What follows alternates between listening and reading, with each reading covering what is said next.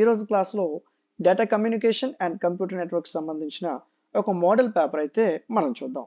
So ఈ విధంగా ఫస్ట్లో మీకు మొత్తం 8 క్వశ్చన్లు ఇస్తాడు. అందులో మీకు 5 4ల 20 మార్కులు, అంటే కొన్ని యూనివర్సిటీకి 5 5లు 25 ఉంటుంది, కొన్ని యూనివర్సిటీకి 5 4లు 20, అంటే కొన్ని యూనివర్సిటీకి 70 మార్కులు పేపర్ ఉంటుంది, కొన్ని యూనివర్సిటీకి 75 ఉంటుంది. సో మీరు ఏం వరి అవ్వదు, మార్క్స్ చిన్న తేడా ఉంటుంది అంతే. ఓకే, సో ఫస్ట్ 8 క్వశ్చన్లు ఇస్తాడు, 8లో ఏవైనా ఒక 5 రాయమంటాడు.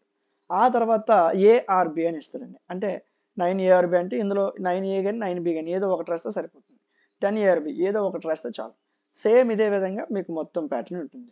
ఈ పీడిఎఫ్ని మీరు డౌన్లోడ్ చేసుకోవక్కర్లేదు, ఈ పీడిఎఫ్ని నేను మీకు ప్రొవైడ్ చేశాను. ఓకే, సో ఈ పీడిఎఫ్ మీకు ఎక్కడ ఉందంటే మన యాప్లో అవైలబుల్గా ఉంది. డిఎంటీ లాజిక్స్ అనే యాప్లో ప్లేస్టోర్లో ఉంటుంది, డౌన్లోడ్ చేయండి. డౌన్లోడ్ చేశాక ఈ విధంగా మొత్తం కనిపిస్తుంది, సెమిస్టర్లు అన్నీ కనిపిస్తాయి. డౌన్కి వెళ్తే ఐఎంపీస్ అండ్ మోడల్ పేపర్స్ అని కనిపిస్తుంది యాప్లో, అక్కడ క్లిక్ చేయండి. సెమ్లు కనిపిస్తాయి, సెమ్ 4 మీద క్లిక్ చేయండి. ఇక్కడ మీకు సబ్జెక్ట్స్ కనిపిస్తాయి, కంప్యూటర్ సైన్స్ మీద క్లిక్ చేయండి.